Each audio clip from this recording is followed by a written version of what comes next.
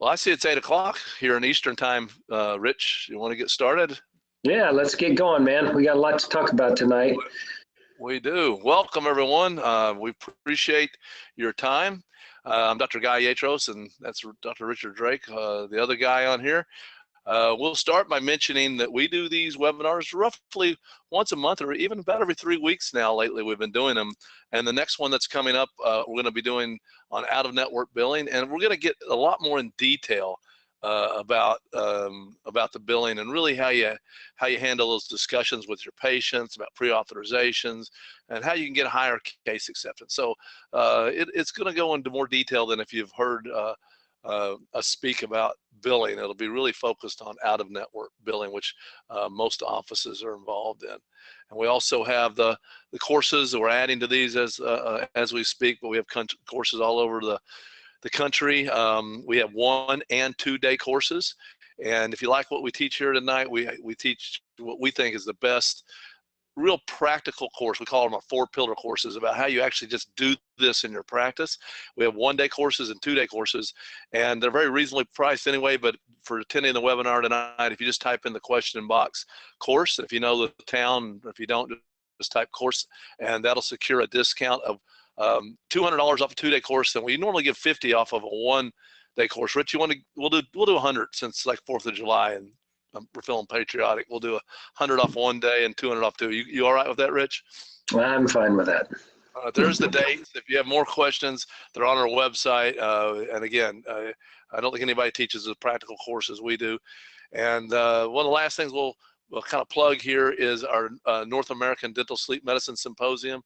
I have to say it was one of the best day and a half of learning and enjoyment I've had last year at our inaugural event. Rich, are you looking forward to this next year as I am?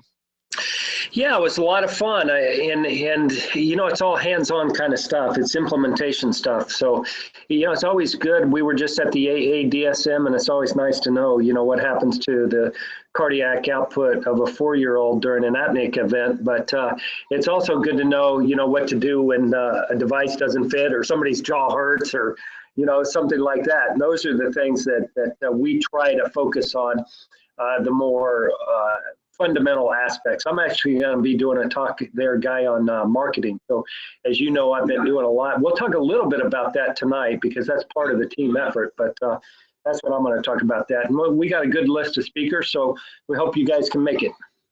Yeah, it's in Clearwater, Florida in February, which most likely is going to be nicer than where you live.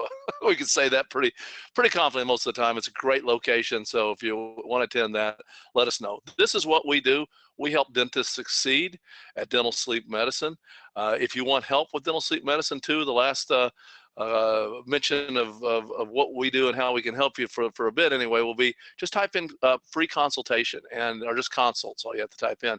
And one of our team members, we have a whole team full of dental sleep experts that they just train dentists all day long about helping them with all the hurdles, and just type in consult and we'll contact you, and just whatever questions you have we'll answer. I'll tell you how we can get you over the hurdles of dental sleep. So that's me on the left, Rich on the right. We have our webcams on if you care to want to watch that. We don't always do that, but Rich, we've been doing it, what, 17, 18 years apiece now, I think, so over 30 years between us. Yeah, we're getting old. We're getting old, aren't we? Yeah, if you look up and, you know, yeah, we've been doing this a long time. So we're both diplomates. You know, we both got into this to help other dentists do this. So we spent the majority of our last decade, you know, trying to help dentists do this. So like Guy said, you know, every couple of weeks we're doing one of these things as a learning experience. So we hope you guys get something out of this tonight. And in case you just logged on, if you have questions, type them in the question box. We'll answer them as we go along. And then we will stay on afterwards to make sure we get to all the questions. Everyone's muted because we had a few hundred people sign up tonight. So if you want to play along and type in a question into the question box, we'll give you an opportunity to type in an answer. What do you all feel, those of you who have been doing dental sleep even a little bit, is the #1 reason for dental sleep medicine implementation failure? What's the #1 reason? Let's look at some guests. Let's see some people type in some guests. What are we seeing here, Rich? Let me open up my box here. Oh, winner gets a shout out. It's okay. Yes, I agree with that. Well, I see billing. We have anything else on here that we can help? That's always a big one. Team hasn't bought in. That. Patients are unaware that you even do it. That's pretty good one. Team buying in and doctor ongoing commitment. That's pretty good. Getting paid. Systemization. Taking a holistic approach. I mean, there's a lot of reasons. We hear, not getting paid. We hear working with physicians a lot too is a big one. Early recognition in children. So a lot of good answers there. And we could play this game all night. I haven't heard the exact answer I want. I think there was one that was pretty close, but if there's team members on board, I'm going to ask you to cover your ears, because this is for the doctors only to hear. What we believe, and we've trained thousands and thousands of offices, the number one reason for dental sleep implementation failure, drum roll please, is, I hate to tell you, but it's the dentist. So team members, you can put your earphones back on now. And we don't mean that to hurt anyone's feelings, but we really feel that some dentists feel that this is a singular sport, and that they have to do everything themselves. That if this was a sport, every pass, every catch, every hit, they have to be in charge of. And this is going to make you miserable if you're that type of a dentist, and especially if you want to get involved in dental sleep. Now, maybe some of you do delegate, but you have to coach. And if the teams don't win, ultimately it's the coach's responsibility. I mean, who gets fired here in Florida and when the Tampa Bay Bucks don't win? It's not the quarterback always. It's the coach, and we've gone through a lot of them here in Tampa Bay. Any more on that, Rich, that I've missed? The quarterback just gets his car keyed, but the coach gets fired. You're right. So, and we got a lot of slides to go through tonight, and there's a lot of really good information. But Guy and I were on here before, and Guy was saying, this early stuff, man, is the most important. I mean, you got to get your team on board. And I think one of the biggest challenges for this, Guy, is we don't make enough time as dentists to do this, So, definitely, part of it is a control issue. As dentists, we have to do everything. So we need to learn to delegate, but there's also a time commitment to it. And I know you have a couple other slides there where we address that as well. Yeah, but I want to say that you're right. I mean, I hadn't even thought about that, but don't the teams practice, or is it all playing? They have to take time out to practice, to prepare to win the game. And you as dental offices need to set time aside without patients to prepare. And then once you get the systems in place, you can play a game every day. And you don't have to practice as much, but you've got to practice. What about, Rich, if we hired a contractor and the contractor said, yeah, I'll build you a house. I'm going to call plumber, electrician, roofer, and just say, hey, build me a house. You think we'd end up with something that might look like this? Maybe if you were in Florida. We never built something like that. By the way. That's Rich's house, by the way. But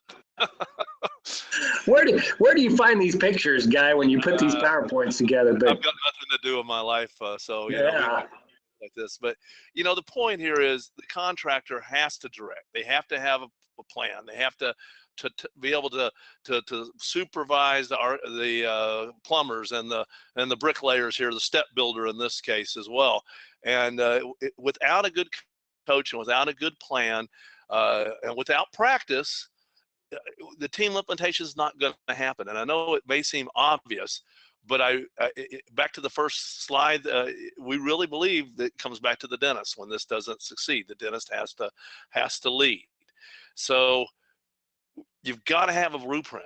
And the dentist doesn't have to draw the blueprint himself. You build a house, you don't have to draw it yourself, but you certainly have to have a vision of what you want. And you have to be able to work with the architect. In this case, it may be your team members or the architects that you work with to help define goals. Everybody understands where we are and how and why, and then be able to revise it. I mean, if you ever built a house, Rich, I haven't, but I've done renovations, and it never ended up being exactly what we started out. We had to have changes along the way. How about that lake house? Did you change anything when you built it? Well, sure. You're, one of our favorite sayings, guys, I reserve the right to change my mind. So, we learn from what we do, and we revise the plan. It's just like you said, you're going to lay the floor out and you go, man, this is crazy. You couldn't walk around this corner, or how are we going to get the couch into the living room if we don't widen this a little bit or something like that, so yeah, you have to be a little bit flexible, I think is maybe the right word there. Right. As far as, looking at what you're doing, you're going to designate roles. You're going to have we're going to really push you guys to get a sleep ambassador. And if you don't do that, then you got to, divvy up who does what. And sometimes that person isn't the best person to do that. So maybe we need to change, hey, let's let Cindy do that instead of, Sam, and that kind of thing. So, I love this Simon Sinek stuff, Guy, about, we usually do this backwards, don't we? Well, what do you do? I'm a dentist. How do you do that? You bend over and you drill on teeth all day, but why? We never get to the why, and the why is the most important part. Right. And I think that by starting on the outside end, we don't accomplish near as much if you know this theory. And so if we start in the middle and say, why am I doing this? Why am I practicing dentistry? Why am I doing, what's the purpose here? Then we can understand how and what we do to accomplish it. And I think we start with the why. What are the whys of dental sleep medicine implementation? And it may be different for everyone. And we very likely don't have it all listed here. I mean, you may want to transition rather out of general dentistry. We didn't put financially. Maybe you just want to increase you're having trouble paying your bills. There's nothing I can think of better than dental sleep medicine for that one. You may have a why that, you have apnea yourself or a loved one does. Maybe you enjoy helping patients' lives. It's interesting, being a dentist for almost 30 years now, it is certainly nice to change things up and to do something differently. It makes, it really makes you want to get out of the bed in the morning. Maybe you had to change your life. There's a lot of reasons. I know that, and each of you can think of those. I know my why, one of them, and I was already doing a little bit of dental sleep. But I wasn't as passionate about it as it was until I went to the gym and over the years, and I met the fire chief in our county, and I saw him there about 2 or 3 times a week. And one day he says, "Hey Doc, I know you help people with sleep apnea. I heard that from some of it. We'll talk about that with advertising, maybe how he heard about me." And I said, "Yeah, I'll see." He said, "I have apnea. Can't wear my dental device. I can't wear my CPAP rather. Heard you can make these dental devices for it or something." I said, "Sure, come in and see me. Let me give you a card." And within a week, he was dead. He was, in his early 50s. And in the paper, I mean, they even said they felt the sleep apnea, even though he'd had his uvula cut out and what have you, was what caused him to die, because he was otherwise healthy. I mean, that made me realize, this is important. There's nothing I can do every day that has more of an impact on the well-being of those around me than this. Not to say dentistry isn't important. So that's a huge part of my why on why I do it. And I mean, there's other reasons, but it makes you want to get up. And if you start with the purpose, I think that then the how and the what come a lot easier. Rich, do you have any whys, or do we have time for any whys from you today? Well, I think that this is an important topic that you as a staff need to talk about, because it's going to be different for different people. And, we keep saying, Guy, this is very meaningful work. I love that term. And, everybody's going to have a different reason. And some of your staff members initially are kind of like, oh man, what is the doctor getting into now? What do we have to sell now? And, my response to that is we're selling longevity. We're selling more years to the patient's life. We can show you study after study that shows that we just put this little piece of plastic in their mouth and the patients live longer, So I think the why is a really good idea for a staff meeting, just to get things, the juices flowing about, hey, why we're going to do this. Because I guarantee you, if you guys could come to my office for just one day, and you could be a little fly sitting on the wall, and you see the patients that walk in, oh my gosh, man, you just changed my life. I mean, I was so tired and sleepy, and I mean, on and on and on. We just have story after story. So there's a positive way of saying that, and then there's the negative way.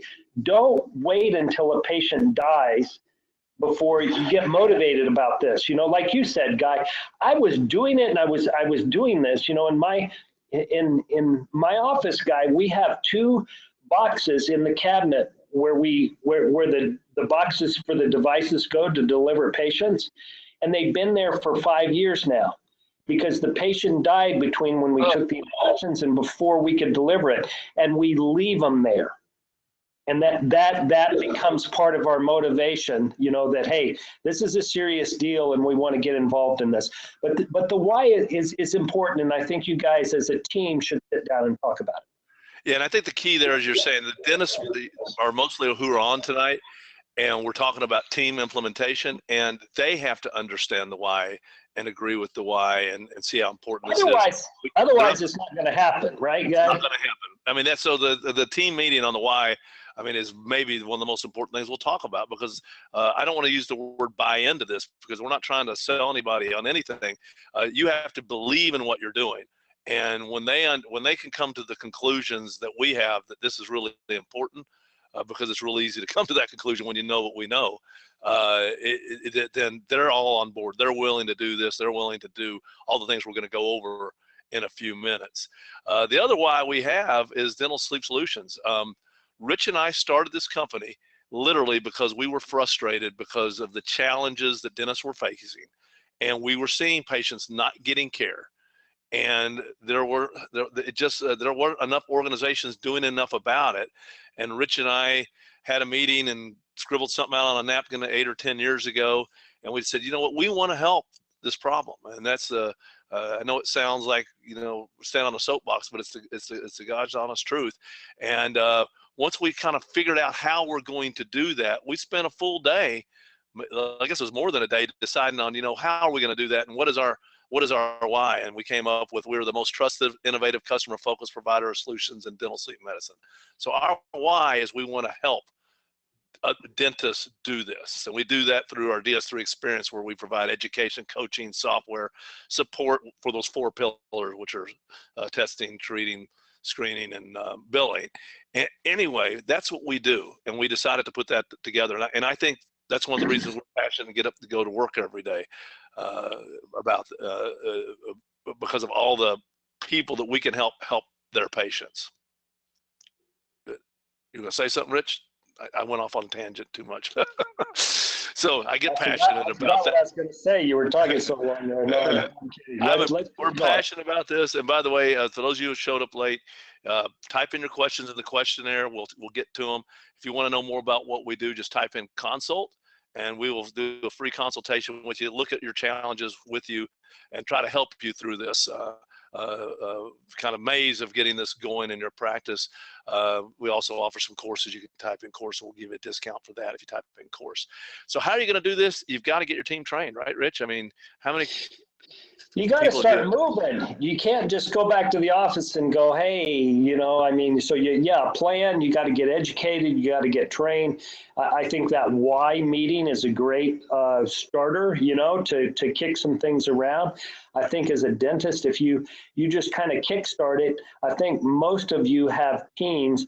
Our experience, Guy, around the country has been, we're really impressed with the level of care that most team members want to provide in a dental practice. I don't know if that's just in dental offices in general or medicine in general, but they have that wanting to help kind of relationship. And I think if you get this started, and now you've got to have a system and everything to get educated and trained, and there are all different kinds of ways to do that. But the biggest thing is you have to make this start moving in that direction. You can't just be stagnant. I use the aim, and the dentist never shoots. Well, occasionally you got to shoot the gun and see if it hits the target or not. So get moving. Yeah, and if you start with the why, and you really have a clear understanding of why you're doing this, then the how and the what come natural, and the payoff for that, the payoff is that the things we have listed here, you differentiate practice, way more than we have listed, but increased production, increased enjoyment, just, it comes naturally. That's actually like a byproduct of understanding why you're doing this and then starting to do it. All those things just actually come very naturally as almost like a byproduct of why we do this. And I'll give you a good example of this. I mean, we all went to dental school. Most of us, who are on here are dentists. So if you're a dentist and you went to dental school, did you just show up to day one and say, hey, we got 4 years with you. Here's all your stuff. Here's all the things you need to learn. Here's a big pile of books. Here's some videos, and go to it. We'll see you in 4 years. I don't think many dental schools did it that way. They sat you down and said, here you're going to do this today, and next year you're going to do this, and we're going to check this, and we're going to reevaluate you at this point. And they had a curriculum. They had a system for training and you becoming a dentist. And at the end of the 4 years following that system, you got the payoff, which was you became a dentist. I was talking about this to somebody the other day, saying, well, we were going to put the slide in and talk about that. They were a dentist. They said, I had a really bad day today, Guy. I don't know if that's such a good payoff. So, I mean, some of you may argue being a dentist isn't the greatest payoff, but it's a good job. I think most of us, and some days are better than others, but you get the payoff. So for dental sleep medicine, it's the same thing. You've got to have your why, you've got to have your systems, and then you get the payoff. And again, DS3, that's what we do, is we've figured out a lot of that. We've figured out the curriculum. You don't have to just show up the first day and say, here's a pile of stuff I have to learn. That's what we do all day long, and taught thousands of dentists how to implement this practice. So again, if you're interested in that, just type in consult, and we'll tell you more about it. So now we're going to get down a little bit more business here, and we're talking about checklists. How are we going to do this? You got to outline your vision. Sleep ambassadors coming up. We're going to talk about that in a second. That's probably the second or most important thing we'll talk about today, and assigning responsibilities, and then we'll talk about the 4 pillars of screening, testing, treating, and billing, and what those mean. So I think we've got the philosophy down, and Rich, I said I wanted to spend as much time as needed on that, because all the rest we're going to tell them to go over tonight, or hopefully share with them. I don't like saying the word tell. It isn't going to matter, is it, if we ignore that first part of what we talked about? Absolutely not. There are 100 questions asked every day in a dental office, Guy. And you know how many are asked to the dentist? About 7 or 8. Yeah, about 7 or 8 out of 100. So the other 90 are asked to the staff. So this is all part of that. So if you get this thing moving, you don't have to reinvent the wheel. So yes, we're tooting our own horn here, but this is what we do. This is what we that's why we started the DS3 experience, was to help dentists do this. So there are a lot of moving parts. One hurdle I like to use, Guy, is the track at the football field, and there's 10 hurdles. You get over the first hurdle, and the second one, your leg catches it, and the third one knocks you down. And, this is what we see happen a lot in dental practices across the country. There are a lot of moving parts, and if you don't have a plan in the beginning, then you kind of get worn down. And all of these parts have to be synergistic, and they have to work together. I love that picture of the chain, because if one piece of that thing breaks down, then it's difficult to make this succeed. Absolutely. And there is different ways of managing all these parts, and we'll talk about some of the specific responsibilities some of your team members can have.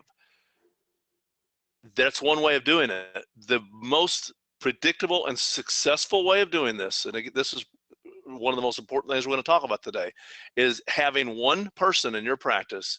We like the word we've come up with, sleep ambassador, that is really in charge of most of what we go through tonight. Everything that individual can do, we want them to do. And that way there's one person who's responsible for this. And it's probably going to be someone you're going to find pretty quickly, if you get doing any amount of this, that it's going to be a full-time job for someone. And that person will absorb most of the responsibilities of the sleep practice.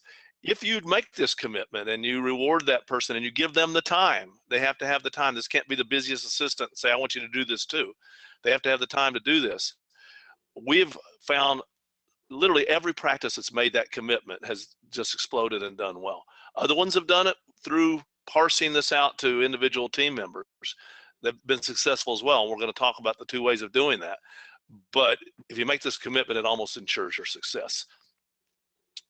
What kind of person is this guy? What if I'm going to look for that kind of person? Hey, there's your next slide. You know, do they need to be organized? Absolutely. Do you have to look or try to steal this person from another dental office? No, you don't. They don't have to know anything about dentistry. They need to be able to talk to people. They need to be able to learn, you know, how does insurance work? In network, out of network. By the way, that is going to be our next topic, right, Guy? We're going to talk specifically for an hour about billing out of network. Correct. You know, but remember, dental experience is not required. I remember, Guy, I was in Omaha teaching a course not long ago, and the guy was talking about, man, the best decision he ever made was hire this sleep ambassador. Well, where did you find her? She was my waitress at this steakhouse restaurant 3 months ago, and he was just so bubbly and nice, and you know, a bright young person. So you got to have somebody who will take initiative, though, and they can do more than one thing at a time, and they're responsible. So you know, this sounds like a very good employee all the way around, though, Guy. I mean, you know, when we put all those things on there. Yeah, but I think the key, like you said, we're not limited to the dental world. We don't have to look for someone who has dental experience. As a matter of fact, I would be more inclined to look for someone's medical experience. But again, the waiter or waitress at the steak restaurant, if they have these traits, they're a good find for this. I didn't know they had steak restaurants in Omaha. Being sarcastic, last time I was there, I ate at one with a big, huge cow on the roof. I'll have to put a picture of that in next time.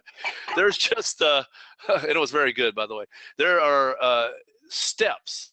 You know, there's nothing complicated to dental sleep, but putting these steps together is sometimes difficult. But if you have a system and a person responsible, the sleep ambassador or other team members, for each of these steps, you're going to be successful in dental sleep. So we just got to go through each of them, from testing, screening to testing, to consults, impressions, delivering devices, follow-up, testing, and then we do an annual recall.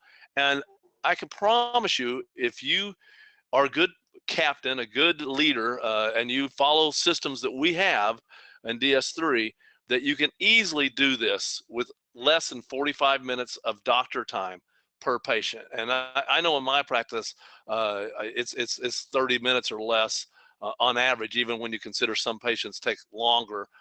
Most of them take very little of my time because my team can do most of this. So this is something, once you take the time to get the systems in place, can be running somewhat in the background with your sleep ambassador or your team. And it's not going to take time away from doing your crowns or root canals or dentures or whatever you like to do. The 4 pillars of dental sleep, that's what we call our courses. By the way, if you want one of our courses, we're offering, again, for anybody that didn't hear that yet, 100 off of 1 day and 200 off of 2 day. Just type in course. We'll be happy to at least talk to you about that and secure that discount. These are the pillars. If you have a system and accountability for screening, testing, treating, and billing, you will be successful. And we can say that backwards. And if you look at your practice 6 months from now and say, I'm not doing as much dental sleep as I want, doing here, something, one of these or more than one of these is not in place. So here's the steps. I think we finally got through kind of the sleep ambassador, the philosophy. Let's get down to the nitty gritty, Rich, and let's talk about some steps to get your team involved and getting your practice up and running. Yeah, and I love number 1 there. You know, you got to decide if this is really something you want to do. You know, I used to teach golf at the neighborhood here, Guy, and I remember, you know, the proud parents of this 5-year-old kid. He's over there and he can't even walk and chew gum at the same time. And, you know, the mom says, well, what do you think? I said, I think he should pick another sport. You know, that wasn't the right thing to say, by the way, but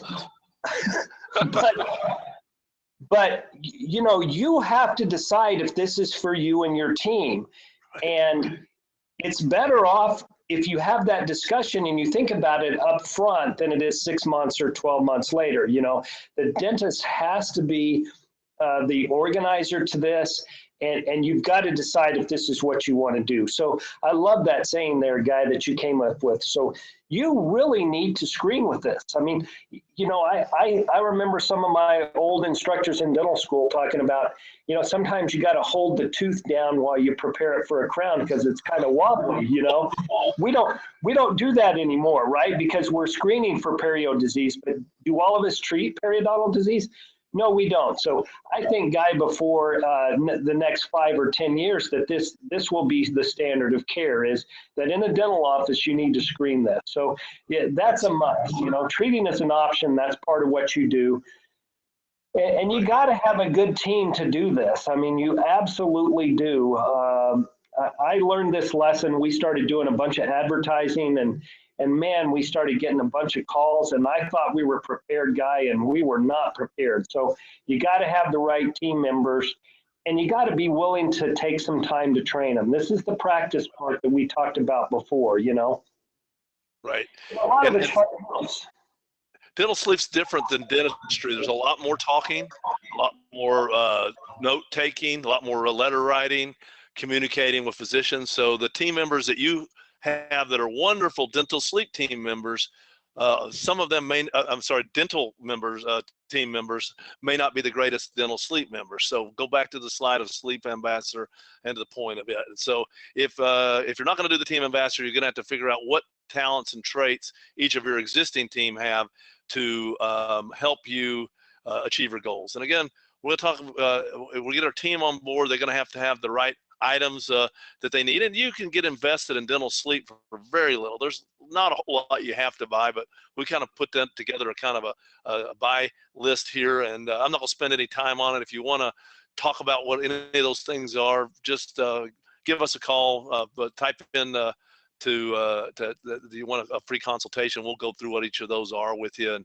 why you might need them, and actually where you get them. But it's not like you got to invest tens of thousands of dollars. We do feel you have to have a patient management system. One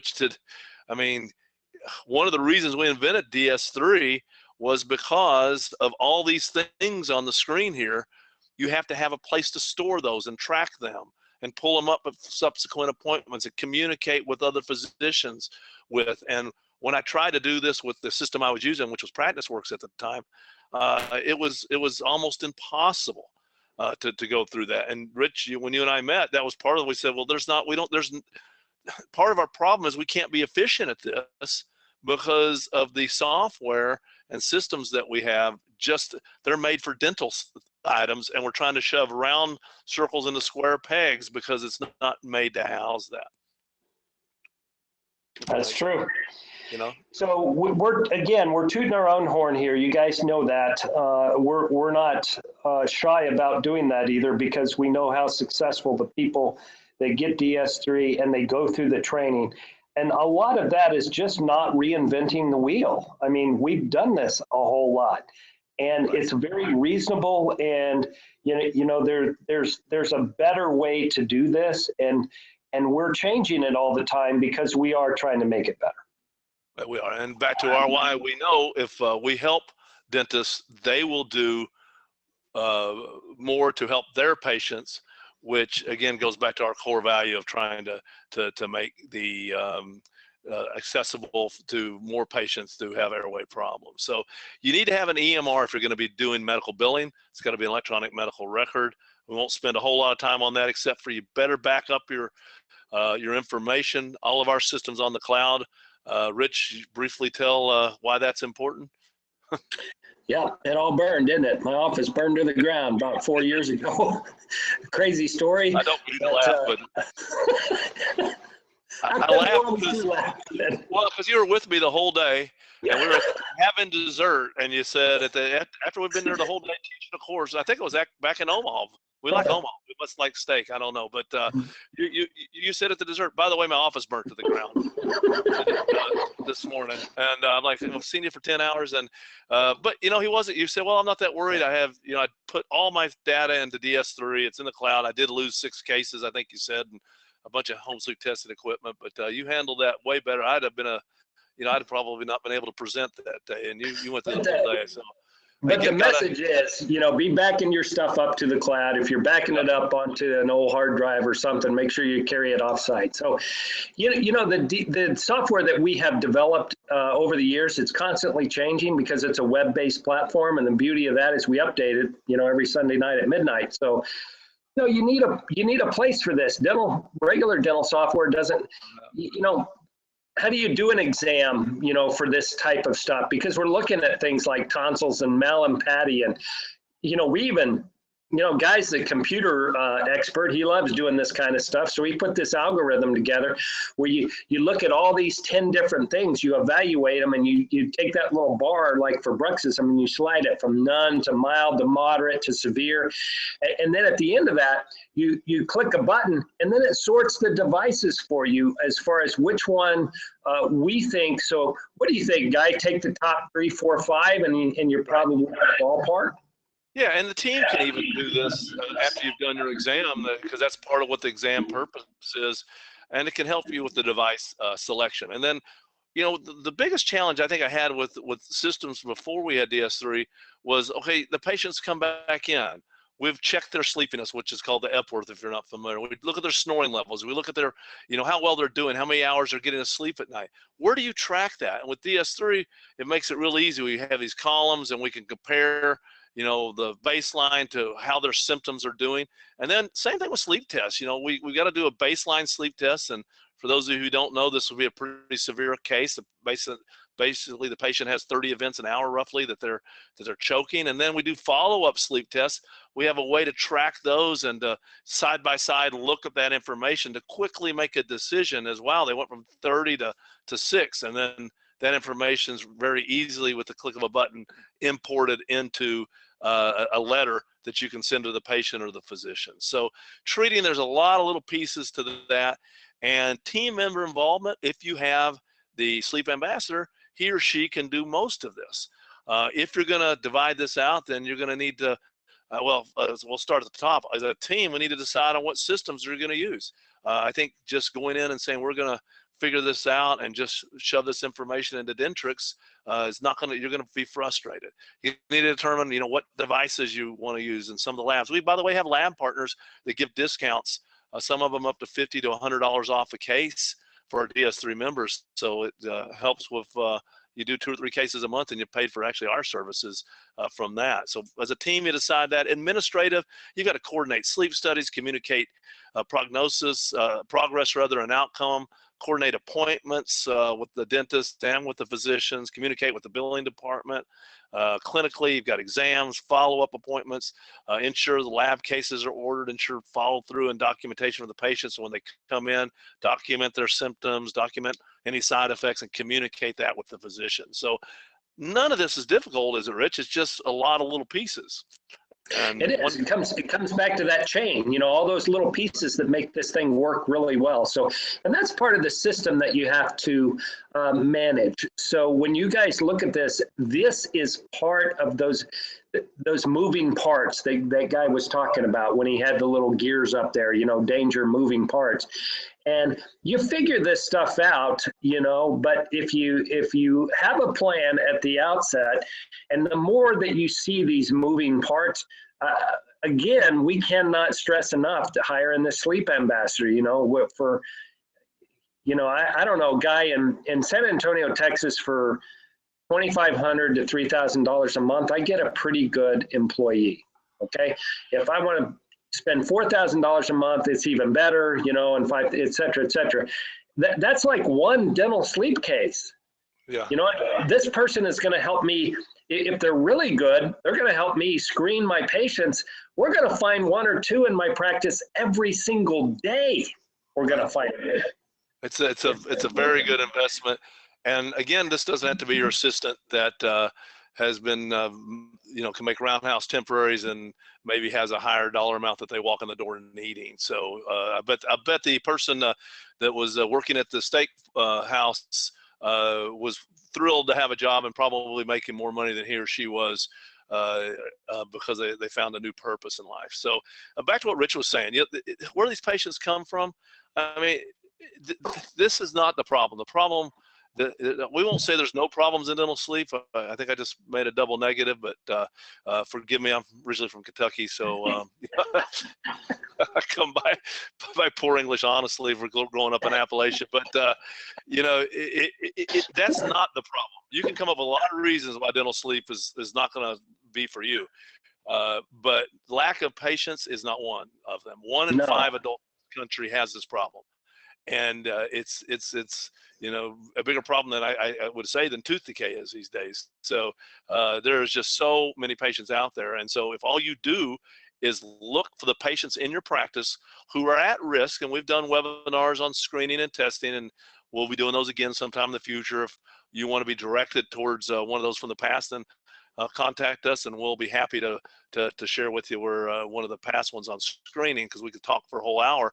But if you just look at your patients who are at risk, 1 in 5 adults has apnea, and maybe 1 out of 10, if we're lucky, know it. So you're not only going to help your practice financially, how you feel every day when you wake up, but you're going to help your patients, and that's the reason for doing it. That's the reason we do this, why we're sitting here in our evening and away from our families, because we believe that it's worthwhile and dentists need to be involved in this. But you got to screen, man. Believe it's going to happen, and it will. You know, there's a lot of this power of positive thinking and that kind of stuff. So you guys, I think most of you as dentists are pretty good motivators. You understand teams and how to get people to do things. Otherwise, you would not be where you are today. But you got to have a vision. You got to have a plan and believe that it's going to happen, and it will. Yeah, because it's not like finding a needle in a haystack. It's like finding a piece of hay in the haystack. There are so many patients out there. We do this through our system. We have a really cool application that goes over cloud-based software that we recommend using on tablets. And really the advantage to that is it allows the patient to be interactive with the screening process. And so as they walk through this questionnaire, it gives them arrows and says, like, this patient's at low risk. If we have one that's a big red arrow, it's high risk. It promotes the patient asking questions, and it just makes it much more interactive. Do you have to have that? No, it just makes it a lot easier. You can, as something Rich always says, use your brains, use your eyes, use what you know. And the things we have here on the screen have higher incidence of patients who have abfractions, who grind their teeth, who have GERD. So hopefully you all recognize these dental slides. These patients are all at higher risk for apnea, and we could give you the literature that shows that. So you see this in your patient, you should. As a matter of fact, you have an obligation to start asking the patients about other things that may indicate that they have an airway problem. Because I tell you what, if this abfraction here you want to put some composite in it, or do some gingival grafts, or whatever we want to do to restore this. If that patient turns around and they have 40 events an hour, and their oxygen is dropping down into the low 80s, what's more important, taking care of that erosion abfraction area, or finding out that they're choking to death every night and they're slowly starving their bodies from oxygen? So get your team involved, just like Guy said. You know, Guy, the tablets that we use, what I love about that is the patient almost immediately starts to take ownership of something, right, you know, when they see it and they do that. So again, you know, use your eyes. We look in people's mouths all day. Oh my gosh, look at the size of that tongue, you know, or your poor assistants over there, you know, got it. Oh, can we stop for a minute, doctor? You know, I've got a cramp in my side from trying to hold this big, huge tongue out of the way while you prep that tooth. You know, there's a lot of things going on here. So just decide, you know, who's going to do it? When are you going to do it? You know, the logistics of where the rubber meets the road do make a difference. Right. So you've got to, you know, okay, who hands the patient the tablet to screen them? When do they do that? What do they do with the tablet afterwards? So you just kind of role play this as you do this, and it really does make a difference in how you do this. And then who talks to them about it, and what do you do? And again, this is all part of that education process. The more your team knows, the more they can talk about this, and the more likely the patient is to move through that process. Yeah, and so, and that sleep ambassador can be involved in a big part of this, depending on your system. And by the way, we have scripts for all this. We even have mock videos on role playing on how you do each of these processes. So if you want to know more, again, you can type that consult in, and we'll be happy to discuss it with you. All right, testing. We're getting to the second pillar. That we've changed a little bit in testing, Rich, since you and I began our journey into dental sleep? Yeah, that just looks almost archaic, that old sleep study, doesn't it? I mean, Guy, we're seeing this change literally right before our eyes. In the last few years, all I can say is thank goodness, Guy, you didn't talk me into buying a sleep lab. 10 years ago, we didn't invest in, 10 brick and mortar sleep labs because they're going out of business because it's just so easy. All the payers they're not paying for in-lab sleep testing anymore. So, we're doing home sleep testing, but you got to have a plan for what you do. So we've screened this guy and he's at high risk. What do you want the patient to say, Guy? Yeah. What? How do I know if I have this problem? Yeah, How exactly. do I know if I'm choking? That's what we want. And when they say, yes, I get it, I might be choking at night, how do I find out? Then you've got to have a plan. Yeah, you can still do it in the sleep lab. We like utilizing home sleep tests. There's 3 ways of doing that. We have a whole another webinar on this too. So if you want to know more about that, just contact us and we'll point you in that direction. But home sleep tests can be done at home, and you just got to have a plan and someone in charge of knowing how they get that sleep test. And through DS3, you can actually just click a button and it'll contact one of our partners who delivers home sleep test to that patient's home and has a physician read it, and the data comes right back in, and you can track progress through DS3. So we make that as simple as a click of a button. So having a plan for that, and that's one of the things that used to be really, really difficult, and it's become a lot easier, and we at DS3 have made it a lot easier. So you need to, as a team, decide on how you're going to do that. Are you going to do PSG's home sleep test? Are you going to buy your own equipment, or are you going to work with another company to deliver that? Are you going to work with DS3 and click a button? Who's going to coordinate the sleep test? Who's going to make the appointment for the follow-up consultation? At that point, we're going to do a consultation. We're going to need to find out what their insurance coverage is, and we'll eventually need a letter of medical necessity and prescription to begin treatment. And we'll need to estimate the out-of-pocket, because the next appointment after the test is going to be for us to discuss the test with the patient. And if they are a good candidate for a dental device, we've got to be prepared for that. So again, look at all the things here. Wouldn't it be nice if one person, a sleep ambassador, really did all of these, other than as a team, we're going to decide on the system. So, and there's more parts to it than that, but those are the major parts. And the billing, you don't want to go into billing. No one cares about billing, do they, Rich? I mean, that's the easy part, right? It's late. I'm being sarcastic. So I guarantee you, that's how your office manager is going to feel if you go, hey, Cindy, can you get me paid by, all these medical insurance companies for this? The interesting thing, Guy, is we have a dental solution for a medical diagnosis and problem. And that presents so much of a challenge. So you do this better than I, Guy. Talk about this. Well, so my point here, and we're going to be finished close on time, maybe just a few minutes over, but we promise to stay on to answer all questions. So I think this is important. You've been trained as a dentist to do root canals, fillings, crowns. I mean, I show this slide when I lecture, Rich, and does this make anybody nervous? The only thing anybody does is notices that the picture I pulled off the internet doesn't have a rubber dam on down here with the files. They say, oh, no, that makes me nervous. You don't have a rubber dam on. The fact that you have a file in someone's nerve of their tooth doesn't bother you. It's that there's no rubber dam. That's what bothers you, because we're comfortable with this. We as dentists do this. We've been trained. And then, how would you feel to fly your own plane if you've never had a lesson, or be your own attorney, or do your own taxes, or build your own house? Some of you may be comfortable with some of that, but you're not as good as the builders.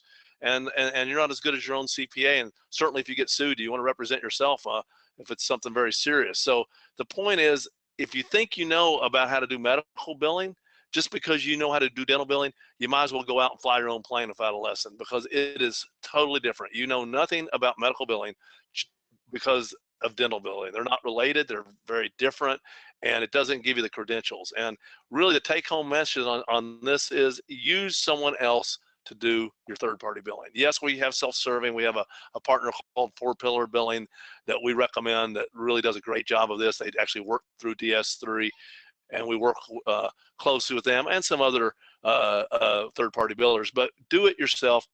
It's just a bad idea if you don't know what you're doing. We are going to be talking about this in detail during the next webinar. So I don't, being that we are running a slight bit behind, I think we'll just move on from that subject to say, hey, tune in next time. The one thing I will plug before we say that is, before the patient comes in to do the consultation, you don't have to have all the insurance figured out. But what you do need to know is really what the maximum out of pocket is. We'll walk you through that next time. And one of the reasons that we can do that is DS3, with a click of a button, we can find out, as far as I know, we're the only dental sleep software that has this ability that you can, with a click of a button, you can also know what the patient's benefits are, how much deductible's been met, and what their co-pays are, everything but the allowable amount with just a click of a button through DS3. So billing, Rich, you want to go through the team things here, since I've been talking for a long time? I haven't. I never do that to you. I have a question though. How come they won't tell us what they'll allow? No, I'm kidding. You know, because if you say 3,000, they say yes, you'd probably go, I'm sorry, I meant 4,000. You know, do you allow 4,000? So no, they won't tell you that. But you know, again, the team involved in this is the key to making this work. You have to have a good team, and we're going to talk a lot about this next time. So, you know, I have chosen in San Antonio, Texas, I have chosen to be in network with a lot of the providers. And that makes it easier for me, but I don't get paid as much as Guy does because he's out of network. But it's harder for him to get paid, but it's not impossible. So next time, we're going to talk about the out-of-network billing model, which 99.5% of the dentists in the country are out-of-network with medical insurers. You can get in network. We'll talk a little bit about that next time. But you've got to coordinate all this stuff. We got these moving parts, you know. I mean, when guys come in and they sit down and you go, you screened them, you helped them get the sleep study, and they're diagnosed with sleep apnea, and they're a good candidate for this, and they all have the same questions, Guy. How much does it cost, and what does my insurance cover? And if you don't have an answer, then that's where that chain breaks. You know, that's where everything kind of stops and you go, well, you know, here's our cash price or whatever. So let's get the team involved in this. And again, the easy short answer is let somebody else do it. You only pay them about 10% of what the check amount from the insurance company is on average. So if they, you know, you can charge $3,000 and the insurance company pays $1,500, you would pay the biller $150 is all.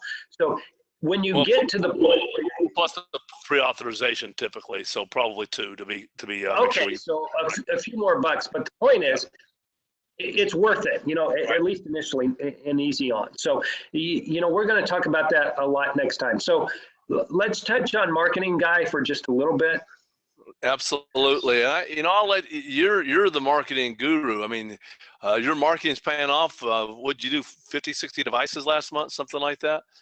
I think we did 79 last month. So yeah, it was a good month for us, you know, to do that. Our goal is still 100, but you know, where do these people come from? You know, a lot of them are walking through your doors. You had that picture up before, Guy, with all those people out there. You know, as dentists, we're concerned about where do the patients come from and which dental device do I make? Those are the least of your worries, okay? If you get a system in place and you're just screening people, you are going to be amazed. I mean, I can't tell you how many times I've handed a screener to somebody and they go, oh, is this about sleep apnea? Oh, I already know I have sleep apnea. I had a sleep test last year.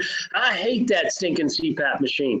Well, you're already halfway there. You've already found the patient. He's been diagnosed and he doesn't like CPAP and he can't use it. I mean, that's the lowest hanging fruit that's out there.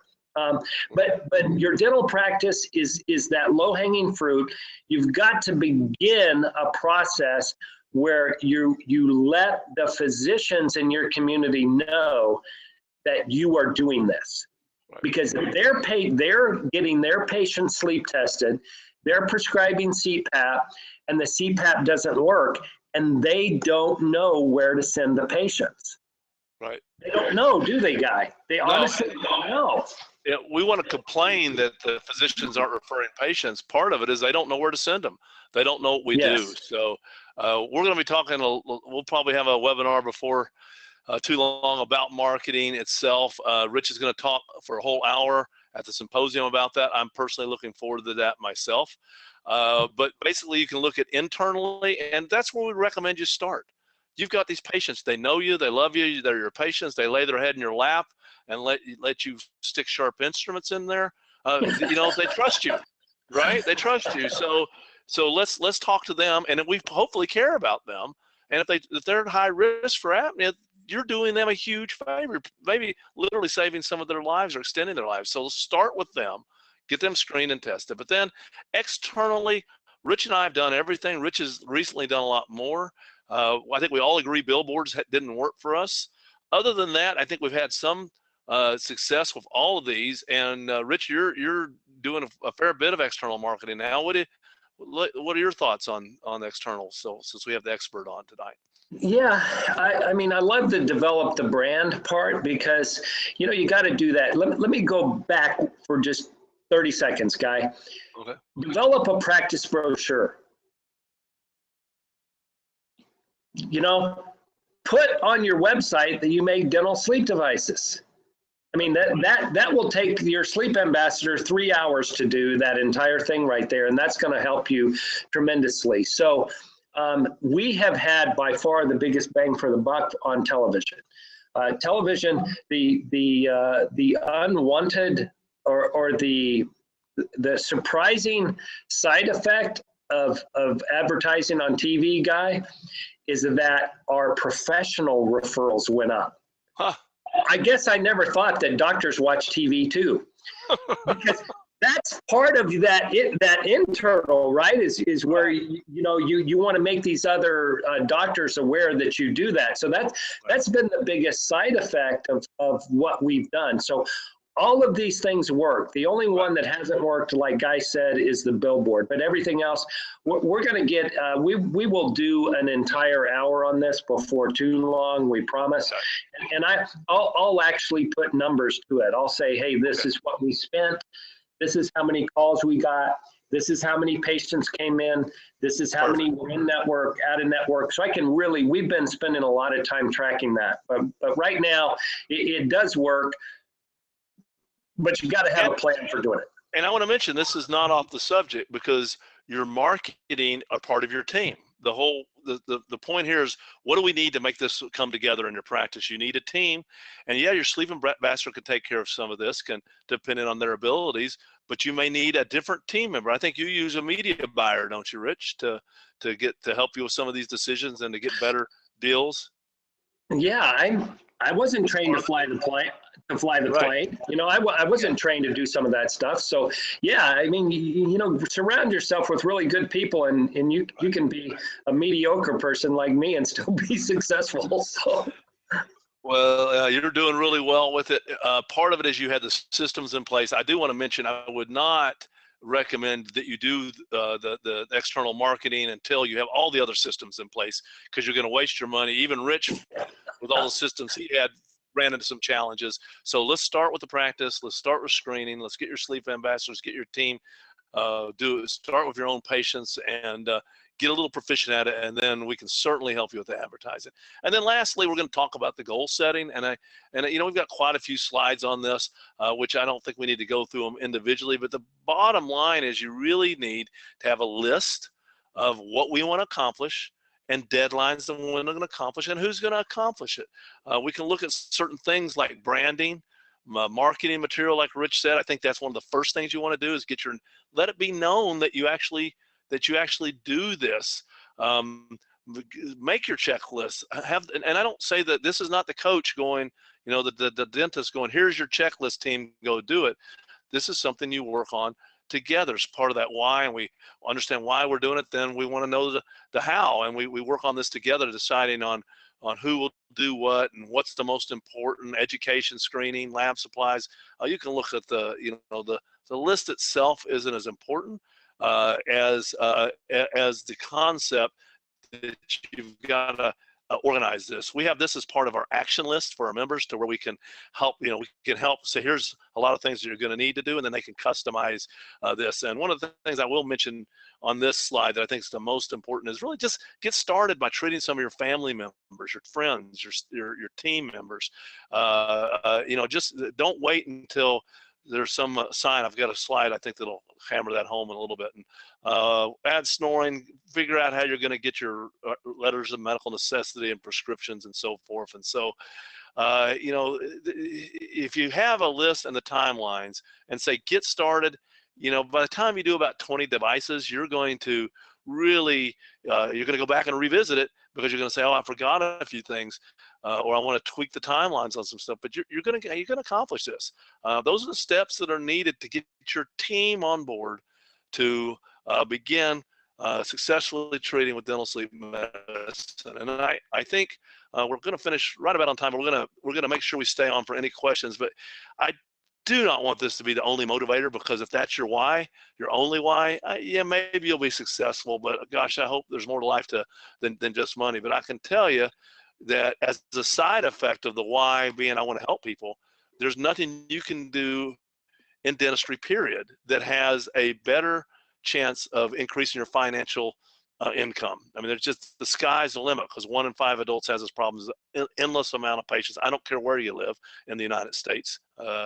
You have this possibility. So even if you just did a device every other month, even if you take out the lab cost and you take out third-party billing, even if you pay for DS3 services, which are very reasonable for the year, you're going to make $7,800 one every other month. If you do 12, so you do one a month, you're going to make almost $20,000 extra income. I mean, here in Florida, Rich, you can take your kids to Disney for maybe 2 days for that. I mean, it's expensive over there, but you can do 24 a year, and you're at 24. So you do 1 a week and you take 4 weeks vacation, you're pushing 6 figures. So I really want to emphasize to get going on this. And truly, Rich and I were having lunch at a Chinese restaurant, and we talking about how dentists, they're aimers, like Rich said. They want to aim and they don't want to pull the trigger, and they want to wait until they have everything in order before they get started.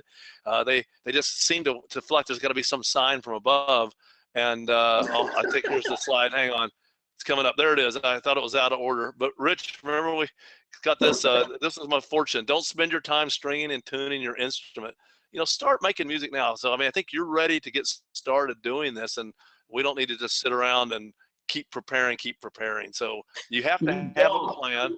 Yeah, and you don't have to know everything before you make your first dental device.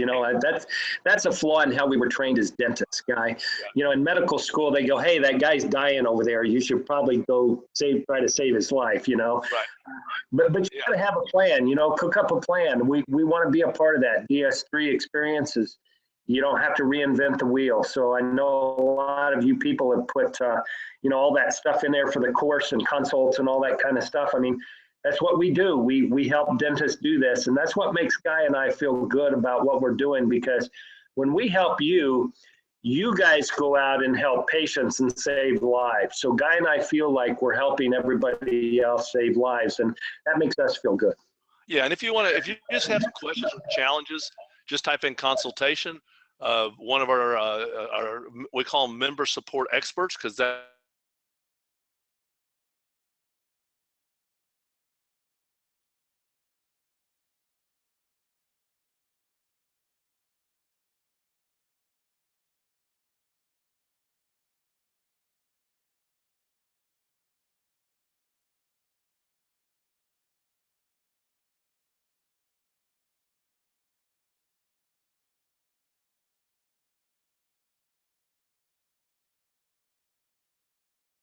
course we're going to offer 100 today off a 1-day course. There's only a few $100 to start with. So great courses all over the country. Just type in course and we'll find one that's closest to you. And if you want to do one of the 2-day courses, which we do maybe a half dozen of those, and those are more hands-on, you actually get a device and we have more time to do clinical aspects type course, and we'll get you $200 off the 2-day course. Even the 2-day course is less than $1,000, even with the device included. Again, here's the next webinar that we'll be doing on August 15th, and we'll be talking a little bit overview on dental sleep billing, but then we're really going to get down to some little more specific questions on how you deal with this fact that we don't know the allowable amount. And last thing I'll say before I put up our contact information is Dental Sleep Insider. Rich, you just finished an article for the next one. This is a great free magazine. It just comes right into your inbox. No obligation there either. It doesn't cost you anything, and we have really great articles. I really enjoyed your article last issue, Rich, and then Jameson Spencer's was in there last month, which I thought was phenomenal. He has really great videos.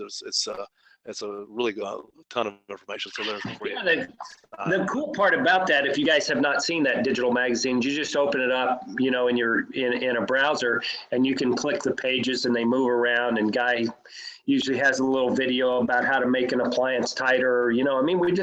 It's a great way to use technology to make learning a little more interactive and fun. So, and that's free. That's a freebie for what we do. So a lot of people are typing in course there, Guy. So the only thing I would say, guys, is at least take 1 or 2 of your team members when you go to the course. It's just not fair that we don't take our team members sometime, because they're the ones that will come back and get fired up about doing this. So if it's close by or something like that, the courses are very reasonable. Try to get some of your team there. If you can get them all there, that's even better. Any other questions, Guy, that we missed that you see? I'm looking through. I know our team and ourselves have been answering them as we go. Don't see this. I got check marks on most of them here, it looks like. I don't see anything else on here. I don't know what this is. They've never given us that price. I don't know what that means. I think we got Dynaflex Lab in trouble, because we have a DS3 member on here, and they were supposed to be getting a better deal for their dental device. So we know Gary Quack at Dynaflex, so I promise you that he probably did not know you were a DS3 member for some reason. So we'll get with him, and I'm sure he will correct that. We don't just share, instantaneously all of our members with them.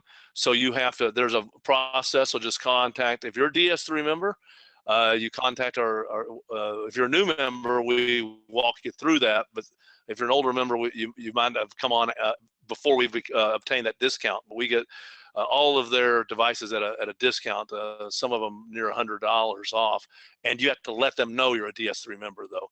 We walk you through that process. So that's one of the big benefits of DS3. So any more questions about what we have? And again, if you want the Courser consoles, I see most people have typed that in already that wanted to do that. I learned something tonight. Guy didn't know that you had to let him know that. So yes, that's good. And we're always working with the people that are lab partners. I know Gary, the dorsal that they make was a little bit bulky for me. So I've had them, they've been trimming it down a little bit, and they've been doing some things. So, we like working with lab partners who will listen to us, and we'll do that. And, we always like a good deal, when we do that. But, and I will tell you, Guy, it might be a good idea too at some point to do one on the scanners. I've been using a scanner for about 1.5 years now. That might be a cool one to do too, with how we do that. Maybe we combine that with a cone beam next time or something in a technology one. Yeah, I see the question is, do we use cone beam? I do, Bill. I do use it in my practice. As a matter of fact, if you contact us, we just did the last webinar was on that subject, and we can get you pointed in the direction of where that's housed. And you can, if you didn't get a chance to see last webinar we did, it was on CBCT, and I do use cone beam daily in my practice. Yeah, we'd love a webinar on scanner. It sounds good. I use the cone beam, or Rich uses a scanner. Between the two of us, we can share the advantages of as we see them for those. So yeah, we hope this has been beneficial. We really appreciate people taking their time. We hope that this has been informative, that we really hope that somehow this will help you better treat your patients, because that's our goal. And if we can help you in any other way, our contact information is up here. Feel free to contact us. If not, we look forward to seeing you all again in a few weeks when we talk about the always changing, always popular billing webinar, right? We get it. You know, we probably average what, Guy, 100 questions, you know, on a normal webinar, and when we do the billing one, we get about 300. So we just plan on that one taking a little bit longer. But we promise that you will get something out of that. You know, there's a couple of different ways and a couple of different models to do the out-of-network. I would challenge those of you who are on here tonight to look at your own medical insurance and call them, you know, have even your staff call and say, hey, how do I get this paid for myself? You know, if you just kind of start that process, there's no reason to, you know, to not get started. Again, that's what we're trying to get you to do, is to screen your patients and have a way to get them sleep tested, and then, you know, have a way to get the verified benefits and do all that kind of stuff. So, you know, it's a challenge, but it's doable. It's doable. Well, I think that's it. I don't have any questions. I'm going to sign off here, and thanks, Rich, for your time. Thank you, everyone, and I hope you have a good rest of your week, and screen your patients tomorrow. Start looking for this, and you'll see they're everywhere, and hopefully this will help you help them. Have a good night. Thanks, Guy. Thank you, guys. Have a good evening.